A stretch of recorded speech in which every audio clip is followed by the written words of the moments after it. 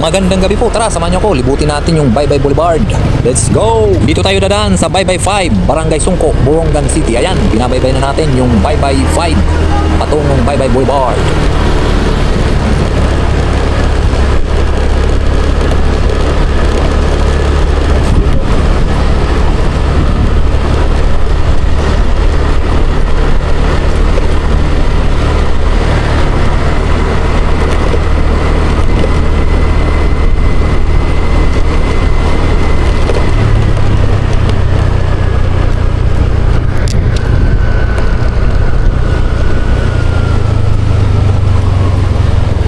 At ayan, andito na po tayo sa Baybay Boulevard.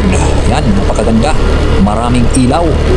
Maganda tingnan, parang Pasko pa rin mga buddy. Sa kaliwa po, yan po yung Borongan Park na kung saan pwede kayong mamasyal kasama yung mga mahal nyo sa buhay.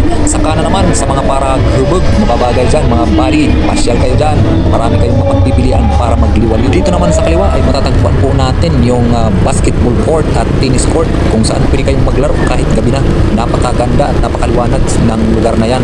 So ayan, enjoy sa mga basketball at tennis enthusiast dyan. Shout out sa inyo. Sa unahan naman po ay matatagpuan yung Kanto Cristita at saka pwesto ni Kuya Buboy. Yan po yung kilalang kainan dito sa Baybay Boulevard na nagsuserve sila ng inasal, barbecue at iba pa. Kaya sa mga hindi pa nakakalam sa pwesto nila, matatagpuan po yan sa Baybay 4, Borongan City, dito sa Baybay Boulevard. Nasa kanto lang yan mga buddy. At ayan mga buddy, palabas na nga tayo dito sa Baybay Boulevard. Babaybay na natin yung Vitor Bridge palabas patungong Barangay Alang-Alang, Borongan City.